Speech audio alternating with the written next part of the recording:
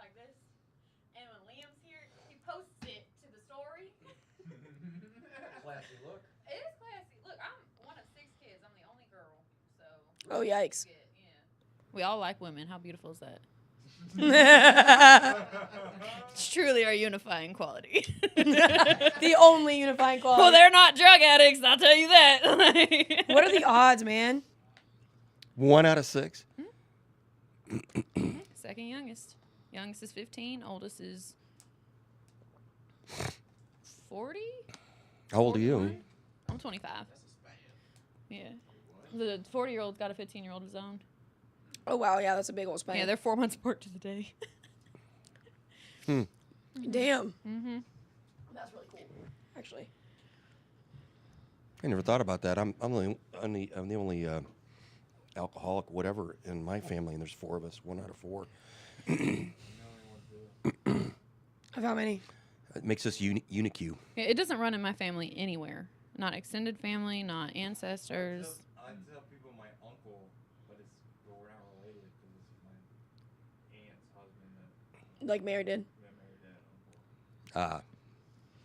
Yeah, well, it definitely runs. He actually died 16 years sober, though. Cool. Good for him. From alcohol. I mean, from, like, obviously abusing his body for years. Coming sober. Yeah, that just reminded me of that line from Mrs. Doubtfire. Aw, thanks, Mom. It was the drink that killed him. He was an alcoholic. No, got hit by a Budweiser truck. That's good. Robin Williams. Bro, that still, like, to me was just... Dude, did y'all see Mr. Megorium's Wonder Emporium? Oh, my God. Childhood memory unlocked, am I right? Not quite childhood, but yeah. That was such a phenomenal movie. Isn't that the one where the guy died halfway through filming? I don't remember. I was really young. I thought that's why you brought it up. No, just because Robin Williams. Oh, Do you, yeah. You were all by yourself on that one, right? I'm sorry. You see how I dress? I'm always by myself. Oh, let me know. All black, but white pizza. White pizza matters. That was a good joke, Bryson. It was. White pizza matters. Yeah, you like that? That's I a did. T-shirt. Dude, one day my dad told me. For, like, everything, though. Like, white cameras matter. Leslie said to stop snorting. Literally. Who's Leslie? Christian's wife. Oh, quit snorting? Backward. Well, who's Mira? Mira, is Mira on the roll. Just a friend of the rock. Yeah. She's just a friend of... Okay. Because according to Alyssa, that's Christian's wife. So Alyssa is confused. No, that's... Yes. She says, Alyssa says, is Mira still there? I can't get in touch with her. Oh, we're live. Oh. Love you, Alyssa. I have no idea what's going on. Do we have to, like, talk into it to, like... If you stay, I think if you stay within 4 inches, right, you're okay? Come back, Sarah. Come back. Come back Sorry. here. Come on. Hell has me now. Oh, we're screwed. We're live. I know. That's why I said screwed. Oh. Dude, that's going to be hard Did you for me. censored yourself? I do. I censor myself for you. on here. I need to work on that. It's the only time, but you do at least while you're here. Good. We're grateful. When the camera's not on. You remind me of this woman from this podcast that I watch. It's a man and a... It's a man. Here we go. If you would let me finish. Hey, we're going to have to do a prayer here before too long, so... It's a man and a woman who... you remind me of the woman. Not the man. Just to That's clarify. good. Just to clarify. No. And they talk about, like... Oh, my God. I'm going to have to... Stop snorting. Too No, much it's because cocaine. my friends... My friends all call me a man. So the fact that you said that was really funny. Why do they do that? You don't know me very well yet. I love that you said yet. There's hope for us. You get a- Oh, for us? Yes. Peyton.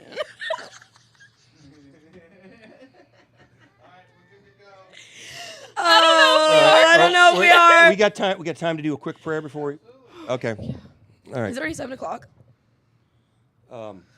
So, why don't we just take a quick minute and invite the power greater in ourselves that we understand into our lives, and I'll close this out with a prayer.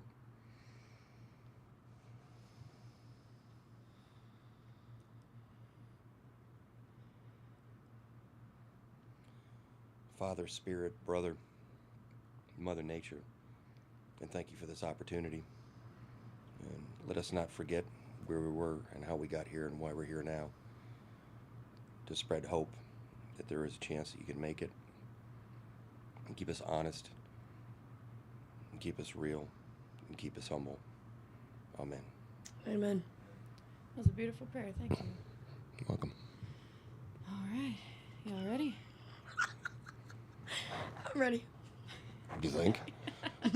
Well, ladies and gentlemen, mice and rats, and all the creatures in between, welcome to the Most High Show. I'm your host, Sarah with an H, and joining me tonight in the decadent seats of service, we have Peyton and Jack.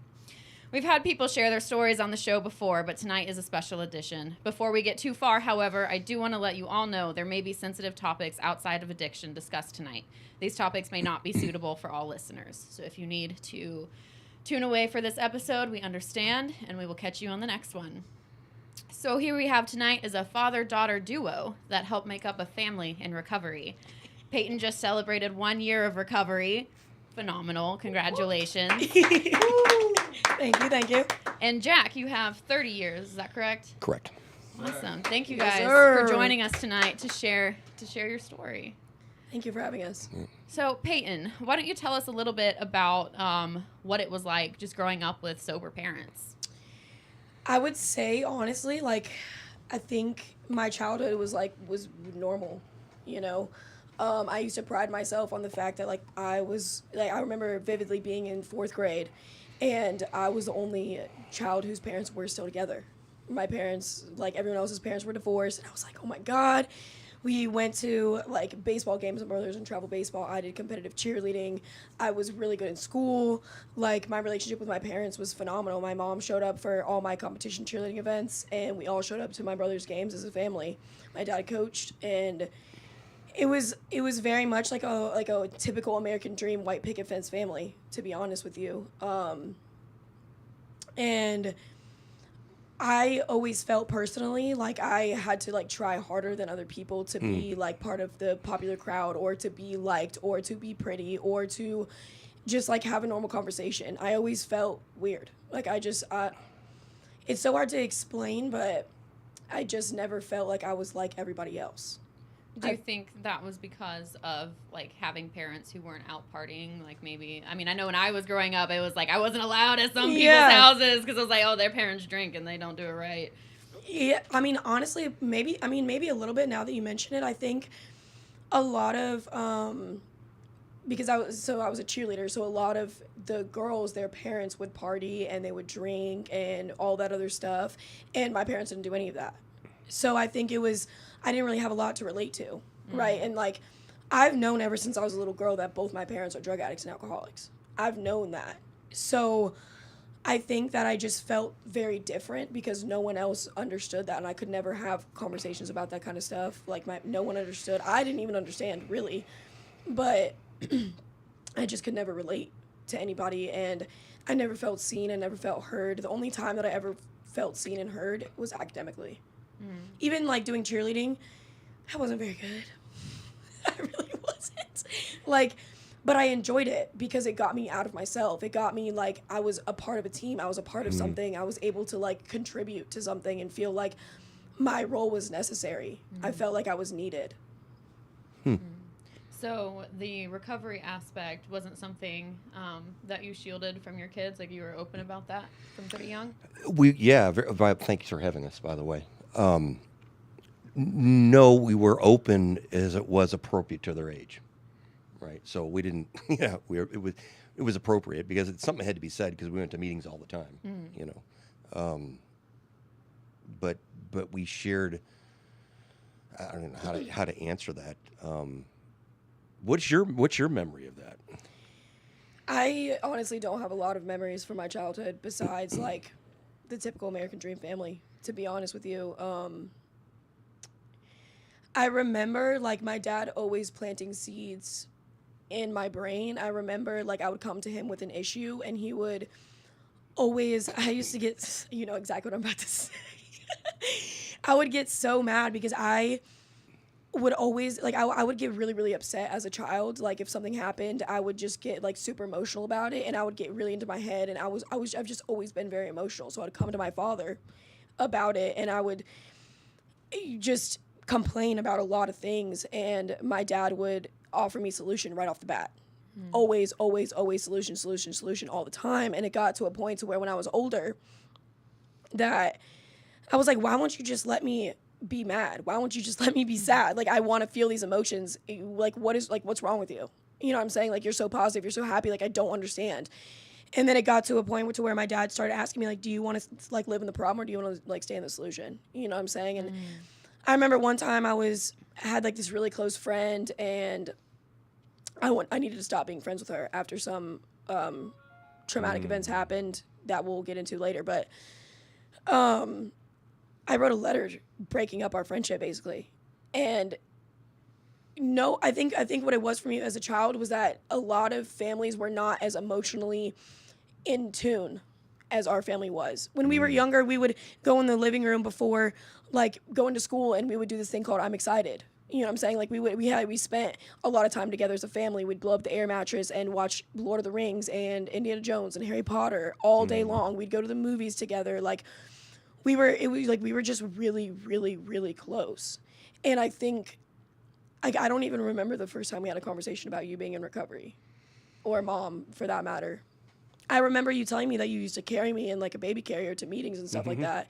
And I did go to the 2015 convention at the Mercedes-Benz Stadium before I got sober, which was really cool. But I really don't remember. Yeah, I guess just like I said, it's appropriate. I mean, we didn't. My story, if I were to tell the down and dirty of my story, that's nothing needs to be shared with a 12-year-old. Yeah. You know what I mean? But hey, your mom and dad, you know, we don't drink because we react differently to alcohol. Yeah. You know, so we don't drink and to be good parents, you know, and try to be good people. We do these things 3 times a week. We go out, and that's also the time it's date night for Mom and Dad. Oh, okay, that's cool. You know, they understood that. And as they got older, you know, we would, mostly me, I think, would disclose a little bit more as they became a little more mature. Right? I was very conscious of the fact, you know, that not to, you know, incestual abuse, right? Like, it put things on them that they shouldn't know. Yeah, not like, you know, baby's first word is dada, and then it's like, yes, Andy's a drug addict. Yes. Good job. Yes, baby. yay! Yeah, but it was interesting that, you know, and I remember it really well, her baby carrier, you know, bringing her into meetings when she was, you know, like 6 months old or whatever. It was pretty amazing. And they went to a couple of big events as they were younger too. So she was sober for like 13 years before she knew it. I don't know. Before I wasn't sober anymore. right. Yeah, when sometimes it's like, yeah, she just celebrated 6 months sobriety, you know, and she's on like, you know, her little carrier, you know. Just for reference, that means goo goo gaga. That doesn't mean meth. She's playing with her toys and her little, what do you call those things? I can't remember now. When you carry a baby around, the car seat that turns into a bucket, you carry a baby around It in turns into a bucket? Yeah, whatever, it's a bucket. A baby bucket.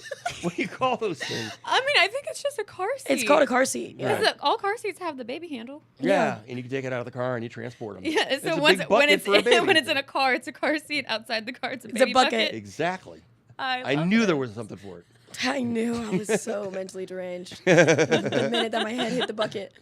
If my family didn't think I already had weird enough opinions on baby things, wait till they hear about baby bucket. Peyton brought up a good point, and I'm glad that you did. That so she would come to me with, and I would listen to her, right? You know, and I hate to say this, but I would validate her. I'd see you're hurting, you know, like that, and I would listen to her and let her But I tried from an early age to say, let's get into the solution, right? What's the solution here? And try to tell and ask her what it is rather than tell her, because that's how we learn, right? By doing. And if I keep telling her, that's my take on teaching anyway.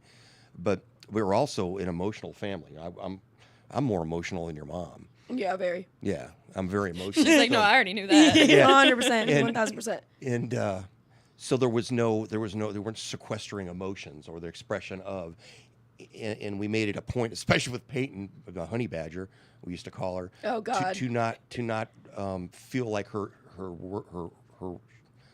she matters and what she says matters. Express yourself. Get out there and express yourself. Ask questions. We used to call her the question machine. And honey badger. And the so honey actually, badger. Go ahead. She, and all kids ask questions, right? But she's like a pit bull, right? Why? But why? And then dig deeper and deeper and deeper. It's like 3 years old. She wants to know how, an engine works in a car or whatever it is. It's like it just goes on and on and on and on. And when she wants something, wants something, just give in and just give it to her, because she's a honey badger. You ever seen a honey badger? I couldn't even tell you what one looks like. Okay, a honey badger is a tenacious, vicious, never give up, ever, under any circumstances, no obstacles too large that I can't get over critter. 1,000%. Yeah, and it looks like a badger in a like a little tiny chihuahua had a baby. Yeah, and it's ugly. It's vicious. They're ugly creatures, They man. fight pythons. Man, look. They're bad at. So, Peyton, when's the first time you fought a python? I mean, honestly, she was probably when I came out the womb. Yeah, she was a honey badger, and we call it the honey badger all the time. Honey badgers don't give a shit. Honey badgers don't care. Honey badgers don't care. So it was like this running joke whenever like people would come over, unbeknownst to me at the time, but obviously later on, now that I'm older, I know. But like a lot of their friends were sober as well. They'd come over, like we'd have like dinner night and stuff like that. They would show this video to everybody. There's this there's this freaking honey badger video that's like, honey badger don't care, honey badger don't care. And I remember being so livid, okay? And I'm like, that's not me. I don't do that. And then 5 minutes later, I'm like, Daddy, can I please have a candy bar? And Daddy says no. I said, okay. And then I go ask my Mom, Daddy said I can have a candy bar. Oh, that's that manipulation. That manipulation started real young. I did the same thing. Oh my God. It was Mom first, and then Mom said no. Dad. Yes. It was. One thing's for sure, two things for certain. I always got what I wanted it, when I wanted it, how I wanted it. It didn't matter what I had to do to get it. And honestly, and that trait has carried me on until I got sober. Honestly. Yeah, so how, people often say, like, there's a lot of discussion around how addiction begins. Like how is it something that, is it biological? Is it nurture? Is it like, what is it? And a lot of people are like, oh, well, environment, when you don't have, when you are denied, being able to talk about your emotions, when you're denied certain pieces of your existence, it's like then, it's an easy path into addiction. But you grew up with like emotionally stable parents who encouraged you to talk about your emotions, and had the life you described as a family unit growing up, spending time together, quality time together, that's not something you hear very often. And so how did you go from like that almost idealistic environment, like the I wish my family was like that, and then you still found that path into addiction? Where did that start? I'm trying to think about my answers before I say them. I don't know. I like when you're off the cuff. It's been very entertaining. Yeah, we witnessed that last hour and a half, haven't we? Yeah. I would say that I was very curious. I was like, I wanted to understand, like, okay, mom and dad don't drink, mom and dad don't do it, like anything, like they're not the fun, whatever parents, like I was curious. I wanted to know. And I think not only that too, but like, when the first time I ever did drugs, I snorted hydros and oxys, and I was in one of my girlfriend's house at the time, and I just like something, I don't even know how to describe it, like something switched to me, and I was just like, I'm gonna do this, like I want to do this. Like it wasn't even like a peer pressure thing. Yeah. It wasn't it was like, I want to do this, and I'm gonna do this. That's the honey badger mode coming again, honestly. And I remember doing that for the first time and being like, oh, brother. Like, you know what I'm saying? Like, I was like, this is it. You know, I remember, like, vividly that flip switched, even though I got sick, even though it was weird and I felt, like, all different types of things. I was like, this is what I want. This is what I want. And then from that, like, it progressed to weed. And I started smoking, like, every day, all the time. And it kind of just, at first, it was a social thing. Like, what age were you, like, when you started? 15. So 15 was the hydros and the oxys. Yeah, 15 was the hydros and the oxys. And then I got raped when I was 15. And that was like a whole thing. I was at a party and I was definitely not sober at all. And there's this one person, like, long story short, this person wanted to have sex with me and I was like, no. And then my friend, who I thought was my friend, he was like, I'll protect you, I'll keep you safe. He did the exact opposite. And from that moment, after that, like, I first of all, I didn't even understand. I was 15 years old. I did not understand even what was, like, happening. And I didn't understand that it was rape. And then I was also seeing a counselor at that time, which honestly, I don't even know why I was seeing a counselor at that time. I think, oh, okay. I remember I was having, like, suicidal ideations. And I could not, but it was like, looking back on it now, it doesn't make any sense.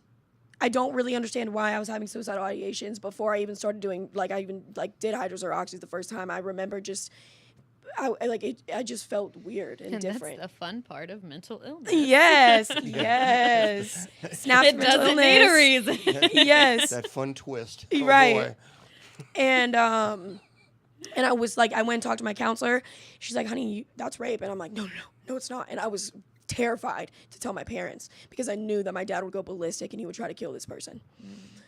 So, long story short, she's like, by law, we have to tell. And so my mom and dad came, and it's all a blur at that, like, what happened in that point, but I can't remember if I told them or if the counselor told them. Do you remember? I told you or the counselor told you? You did. And so then I couldn't go to school for like 2 weeks because this person was at the school and people were bullying me, telling me that I'm a bitch that wants to ruin people's lives. And I was, like, getting harassed, and it was just a really, really bad bullying. And I just, like, didn't leave my house for like 2 weeks, pretty much. And I did not want to go to court over it. And my dad told me that I had to. And in hindsight, looking back, it was the best decision. But in the moment, I was like, my life is never going to be the same. I will never have any friends anymore. Like, the church that I was going to banned him from the church, so I stopped going to church. And I just, like, lost all sense of who I was. I didn't feel like a person anymore. It's almost like the real life version of that novel Speak. Yes. Which is really sad because it's like novels like that get written because there's stories like that way too often, you know. And I'm sorry that's something that you had to go through at such a young age. I mean, period, but especially at such a young age. I appreciate you saying that, and I will say this might be a hot topic, but I've been raped 3 times, and everything that's ever happened to me, everything that I've ever gone through, I'm grateful for it because it made me the woman that I am today. Yeah. I'm grateful for every drug that I ever did. I'm grateful for every drink that I ever took. I'm grateful for every experience that I've ever had because if not, then I wouldn't be sitting here today. No, I You know what I understand mean? that. Yeah, my rape count used to be my icebreaker when I met new people. So I get that. It's the dark humor coming out. Humor coming out. Like, it's like you can't make me uncomfortable if I make you uncomfortable. Exactly. And it's also like I'm blessed because now I get to talk about it. I get to be open about it, you know, and I get to share my experience with other women and men too, because this happens to a lot of men and they don't talk about it. And this happens to so many people. And it breaks my heart. And so I'm transparent about it. I'm open about it, you know? Yeah, and there's a difference with that openness with intention of like, now I can help with, instead of being like open about it because it's like the shock value. Right. It's like, I don't know what to do with this information, so here. Here you go. Here's my life and my trauma. You figure it out. Yeah. No, I agree. And I think, so there was a court case and everything, and then honestly, all that entire year of my life is a blur. My mom was in recovery at that time, and in that same year she was no longer in recovery. So that was like a big, it felt like my whole life was imploding before me, and I had no idea what the hell to do about it. So I was like, well, I know that all these drugs that I was doing worked, so I'm gonna just keep doing that. Yeah. And so I started like smoking every day. I got back into drinking. I got into drinking, and I started surrounding myself with only people that did the same things that I did, meaning drugs. And I got really involved heavily with a lot of men. And I realize now through lots of therapy and counseling and through getting sober and doing the program that I choose to do, that was because I wanted to feel some sense of power, right? And the drugs just like helped me escape. And like I didn't have to, like my life, like I never got raped. My mom never relapsed. Nothing ever happened. I was cool. I was happy. Like, but on the inside I was dying. And I don't know. I've never really talked about this before.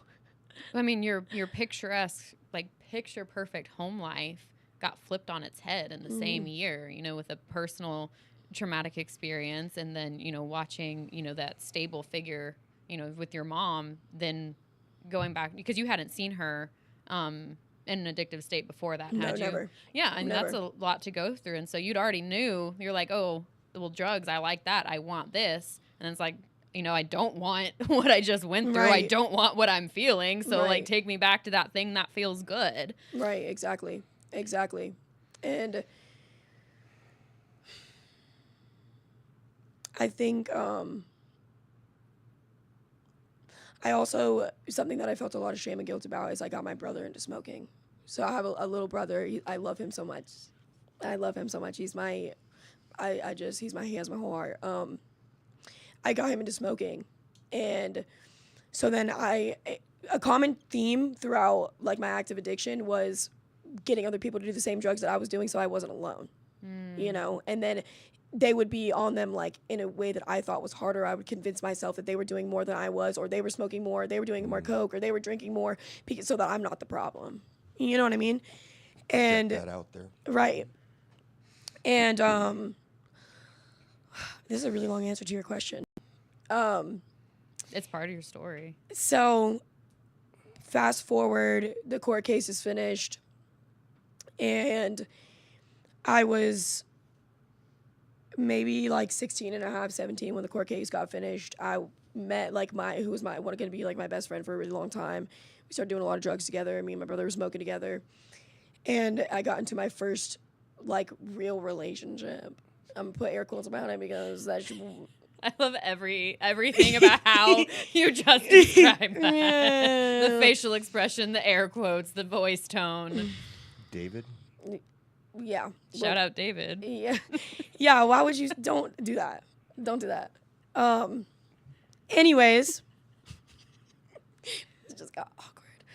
Anyways, so yeah, I get into a relationship with this person. We were doing drugs together, we were partying together, and I became like one of the bros. And that was like, and a common theme also is like I have a lot of different identities before I got sober. I was one of the bros. I was the girl that got raped multiple times. I was the daughter of 2 drug addicts and alcoholics. I was this, I was that, but I was never Peyton, if that makes sense. I don't know if that makes sense, but like, so anyways, I got into a relationship with this person, and it went downhill really, really fast. And on my graduation night, when I graduated high school, we had been on and off for a while. And I was like, I really want you to be at my graduation, da-da-da-da-da. And he wasn't going to come, and then he was coming, and then I was late to my graduation. And so after that, on my graduation night, I went and got really drunk and really high with some friends. And then he called me and he was like, you're cheating on me, blah, blah, blah. And I'm like, what the fuck is going on? Mm-hmm. And so my drunk ass goes to go pick this man up, and he was obliterated out of his mind, and he thinks I'm cheating on him. Long story short, we basically almost like die in the car because I'm driving, he's trying to take this wheel from me and stuff like that. So that was like my first real traumatic experience and drugs were the reason why. Does that make sense? Like, just to like paint the picture. that same night, my brother was also really drunk, and my dad had to come rescue my brother, and then my dad had to come rescue me. This guy almost totaled my car, and it was just like a whole thing. And then after that, I moved down to Florida. Oh God.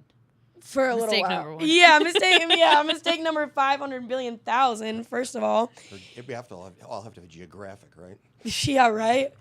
But get away from them, I'll be okay. You know, right, exactly. But the problem just follows you. And it's so crazy because until I got sober, I didn't realize that that's what I was doing. I didn't realize that I was making the geographical change because I was so discontent with who I was as a person and like what was going on in my life that I needed something different.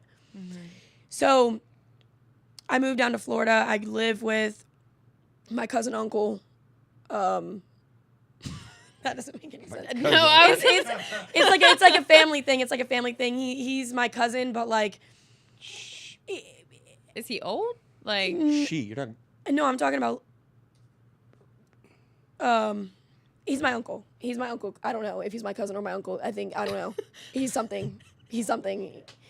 I don't know. Anyways. that was the voice of God. That was. Guess we got to start censoring ourselves or something. God's not happy.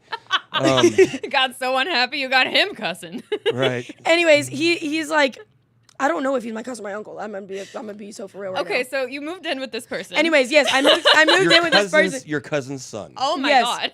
Yes, I moved in with this person before we do a whole fucking family tree.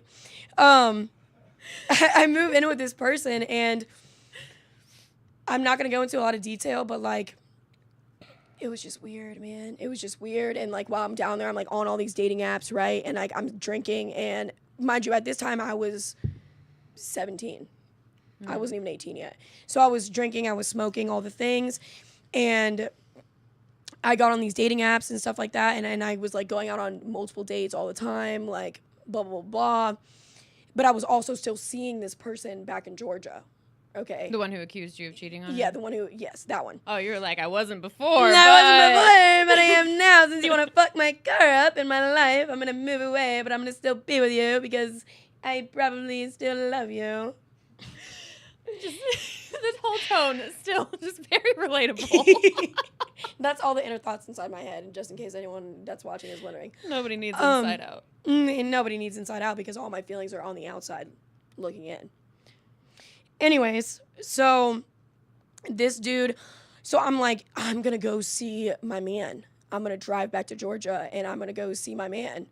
And so I drive back to Georgia on a whim, and I go spend the night with him, and unbeknownst to me, my cousin uncle was with, I have to because it's funny now. My cousin uncle was on the phone talking to my parents, like, this girl's got a problem, she's addicted to men, like, you need to get her in rehab, blase, blase, blase. So I come home, my dad's like, you need to come home now. And I'm like, no. So I wait a couple hours, and then I go home.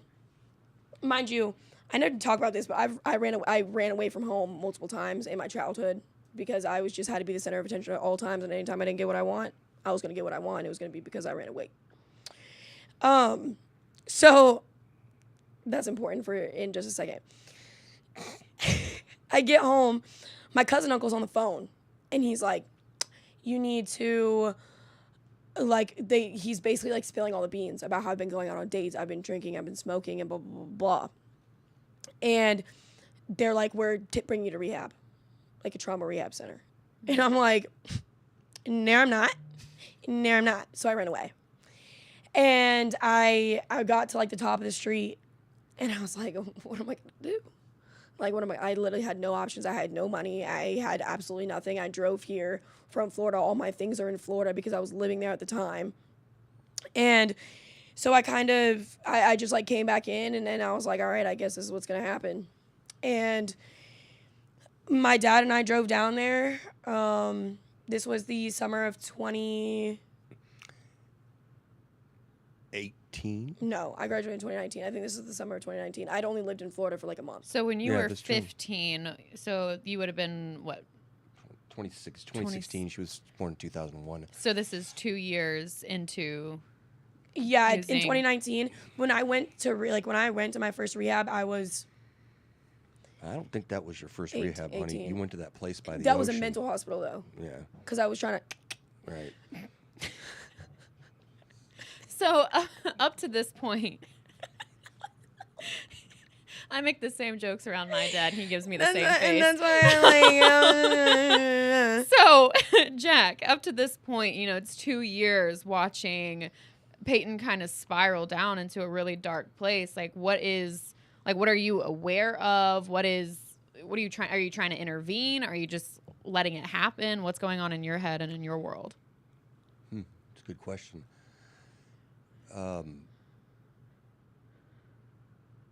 I tried to help her, but you can't, I know from experience you can't help somebody who doesn't want help. So I sucked it up and endured it and did what I could, as much as I could, with her mother's help, of course. But I did a lot of praying and a lot of sleepless nights. A lot of praying and a lot of sleepless nights, in trying to help in the way that I do and going to Al-Anon meetings. You went to Al-Anon meetings? No shit. I didn't know that. Yeah. That's pretty radical. Yeah. Well, you weren't the only one in the house that I was trying to. You had it on both fronts, Mhm. wife and daughter. Yeah. I don't really want to talk much about that side No, of it, but that's yeah, okay, no, yeah. that was my reality for a while. It was during that time, our whole entire family was in shambles. My brother was lighting things on fire in the driveway, At and least it was in the driveway. yeah, I guess. No, it well, was in his bedroom. It was in his too. Oh, bedroom. never too. mind. And he was Yeah, stabbing I wish. things and Well, let's get back to you're going to the trauma-informed rehab. yes. So now we're 2 years into your spiral, and now Yeah. it's your first attempt at help, but you don't necessarily want it. Technically, it was my second attempt because when I was slitting my wrist before, I was like, I need help now. I need help. You know? And then they took me somewhere, and then that was freaking terrible. I had some girl. It was just really. I was really freaking weird. I would not recommend the mental hospital. I mean, I guess I would if you really. I mean, grippy sock vacation. Grippy socks vacation. But Yes, so for this drug time. related. But Yeah. to me, it wasn't drug related. To me, I was like, I'm not a drug addict. I don't have a problem with drugs. I had zero intention of getting sober. I did not want to be sober whatsoever at all. Even while I was in that place, I was like, yeah, I'm going to smoke weed after this. I fully was under the impression, in my brain, that I was there because I had been raped multiple times, because of all the family trauma that was going on, because my mom was still in active addiction, because all the stuff that was going, it had nothing to do with drugs for me at all, because of men and all the things. Right. So for me, it was like, Yeah, if your life was like mine, you'd do what I do. yeah, that's pretty much how it was. I think self-harm was just the last straw. Yeah. When you came to, I remember you coming into our bedroom and talking and admitting to that and showing us what was going on, and that you and I were gone the next day. Yeah. That was the first time. And That then was the first time. And the second time when you went for, I don't know why you went there. I guess, why did you go to the guest house? What was the premise there? Because cousin uncle called you and was like, she's got a problem with men, and she's been going out on these dates, and she's got a problem with drinking and smoking and stuff like that, even though I don't want to get into that on this while everybody's watching, but it was, so I was there for 60 days, and it was more so like a trauma-based thing. We went to meetings and stuff like that, and I talked about my drug use and stuff like that, but it was not on the forefront of everything. It was more so everything that I had going on with men, and this need to have power, this need to control my life, this need for everything basically. Yeah. If I could jump in here, that's a really good program. It's called the Guest House in Ocala, Florida. Oh yeah, it is. And they treat. It's a trauma treatment center. It's trauma camp. All right. Trauma camp. It's trauma camp, right? we have that in common. But Your laugh? Well, yeah. Did we have the same laugh? It was very similar. Really? It was like an echo. No, God has spoken again. God, is that You are the father. Oh, wait. I was actually questioning right before this podcast. Actually, I like 2 weeks ago, I went to a meeting and found out he was my father. No, don't start that. Yeah, just kidding. No, I want to plug it because it's a good program. They say they treat trauma and addiction, and I suppose they do a little bit with addiction. I wasn't impressed with that at all, but it's a trauma treatment center, and a phenomenal program. It's the sister program of the place. I went to the Refuge in Ocala, Florida, which was started by the same person who Started the guest house. Judy Carnes, which is a phenomenal therapist and is just great. I ended up, but that's another story. Yeah. We're not talking about that. I don't know where we were. But. The guest house. Yeah, you went to the guest house primarily for trauma and emotional mental well-being. Yes. As opposed to drug and alcohol addiction. Yes. So did you have because I know any kind of recovery, willingness is a huge piece of it, whether it be trauma recovery, willingness to look at what happened, and then addiction recovery. So you were just I don't know where else to go, and they told me I need to go here. I did it because I didn't have another choice. Yeah. To be honest with you, it was like you have to do this. You have to go to this place. So what was because you got sober at 22, right? Yeah. I got sober at 21 and turned 22 in rehab. So what was that final thing where you were like, no, this has to stop now? I had been renting a house in Kennesaw with my bestie girl, who's like my sister, and we were throwing massive rager parties, and I realized that I was the only one that was continuously wanting to party all the time, and I would go out during the week and stuff like that, and I would do things for drugs that I shouldn't have been doing, and I first my rock bottom was an emotional rock bottom. Mm-hmm. I never overdosed, I never went to jail or anything like that. I just got to a point where I was on the phone with an ex-boyfriend. And he was calling me a whore and a slut and all these things and completely demeaning me and all of that. And I was like, holy this is what my life has come to. I'm literally I'm making a budget and putting miscellaneous items in my budget for drugs and alcohol right now. I did that too. I called Really? it miscellaneous. Did you really? Oh my God. My brother helped me make it. He goes, what is this miscellaneous stuff? I said, it's just miscellaneous. It's just miscellaneous. And That's he's why like, it's we have called. to get rid of it. I go, mm-mm. And even if you get rid of it, I'm still going to find the money to make all my dreams come true. I love that. Truly never a unique experience. No, never. It never were. Amen. So you got the miscellaneous items yes. in your budget. In my budget, and I'm there was one time I had gone to work, and this is when my rock bottom started. I had gone to work, and I invited all of my friends to my New Year's Eve party that I was having at my house. And I got so messed up, I don't remember anything. And I was wearing minimal to no clothing, which is not who I really am at the core. And I was so messed up, and everybody from my work was there. And I remember going back into work, and I was so embarrassed. I was so embarrassed. And people were talking about it and making jokes about it. And I remember I was laughing along with the jokes, this is the money. But in reality, I'm I'm so embarrassed. Yeah. I want to crawl into a hole because what is my life right now?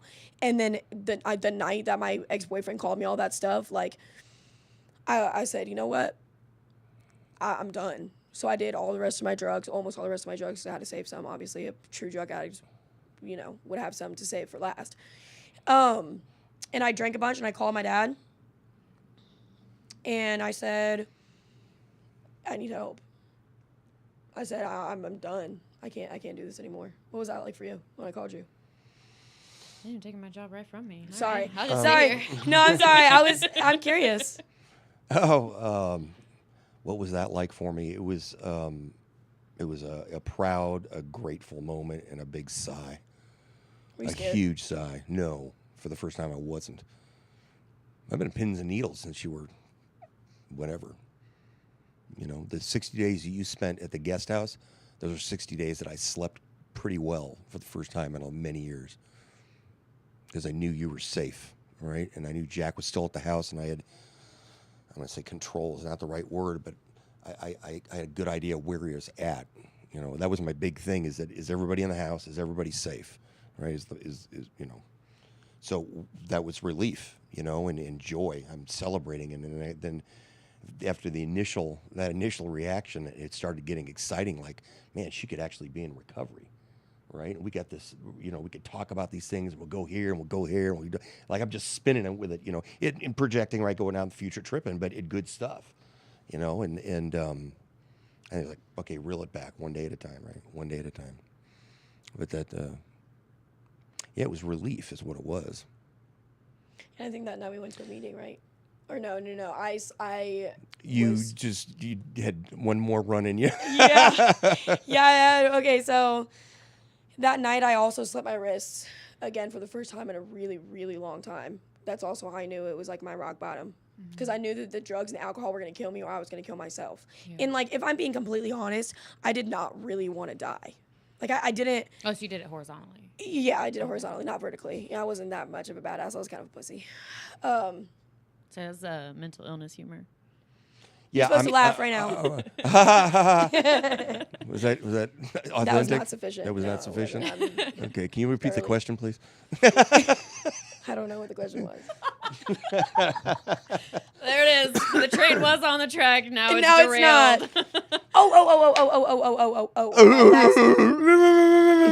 So my last go run. Brain work. Okay, so I sing when I get nervous. I just feel like I'm watching that guy from Parks and Rec right now.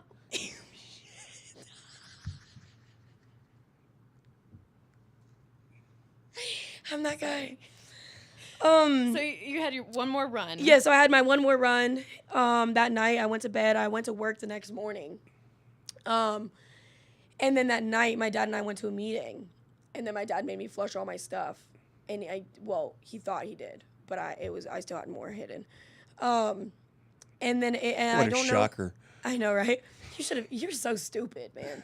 You should have known. Well, what was I going to do? No, that's not all of it. No, it is, Dad. I swear. What am I going to go through your whole house looking for it? I mean, I guess that's valid. Yeah. Because I definitely would have said no, and I would have cried. You would have cried. Daddy, I'm so sorry. I promise this is it. Yes, and I would have believed you. Just like every single time. Right. Man, he would come around. He'd be like, it's time for the bell, like to get a whooping, right? Because I was a really bad kid. I misbehaved a lot. I talked back a lot.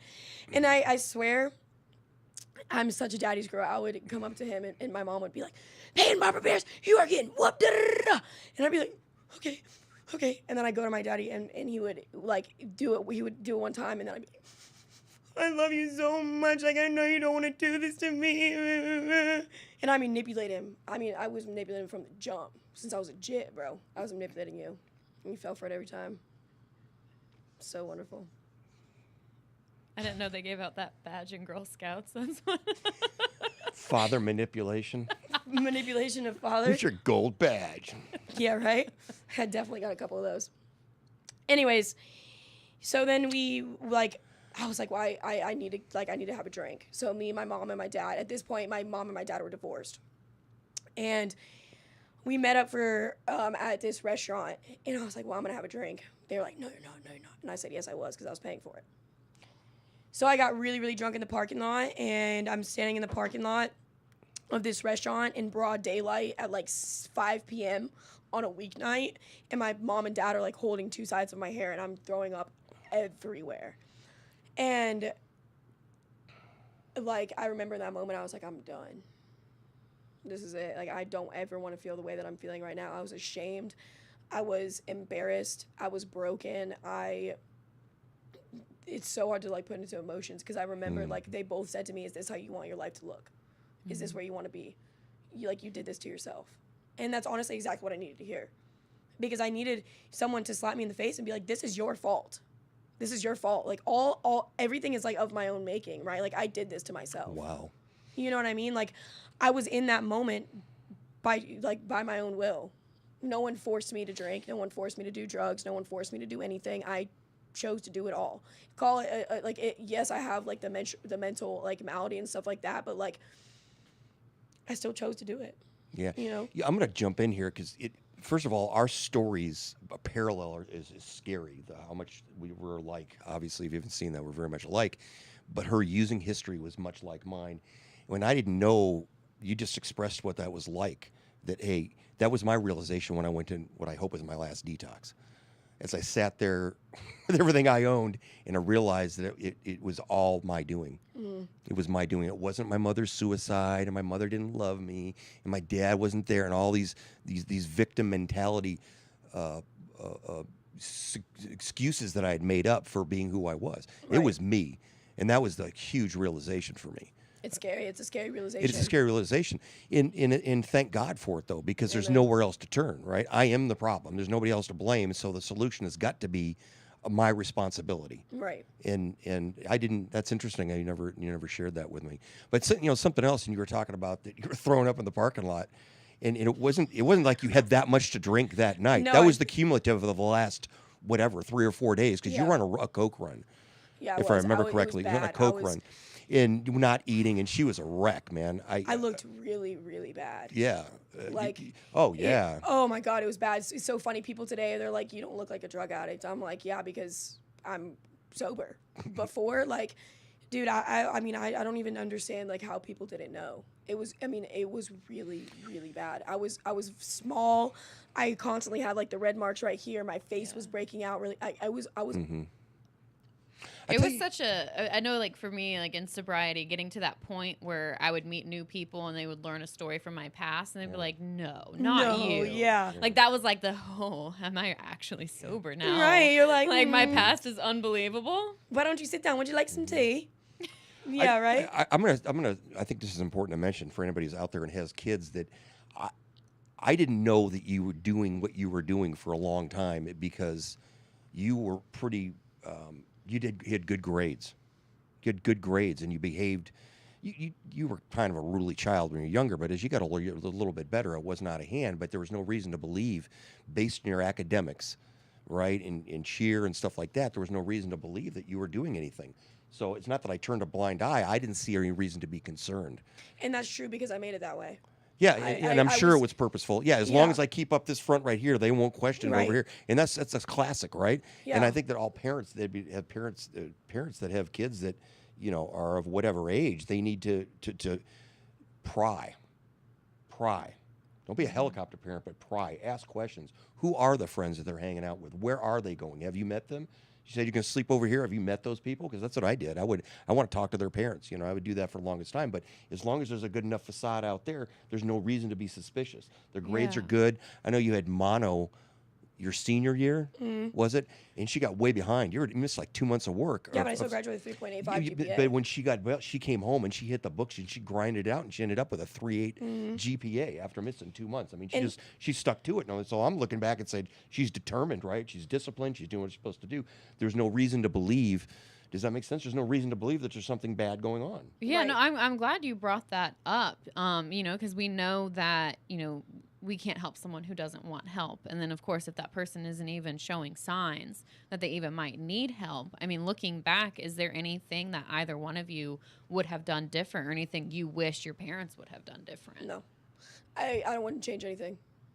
I wouldn't change anything. Like I said earlier, I'm 120% grateful.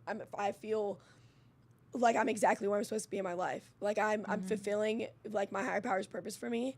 I'm where I'm supposed to be. Well, what about then for the other Jack that's watching this show, who has 15-year-old Peyton at home and might be aware that this is going on, but he doesn't know? So if you could go back to how you were at 15, who you were at 15 when you were starting down this path, was there any way that you could have been redirected, do you think? What advice would you give the next person of how to help? Good question, dude.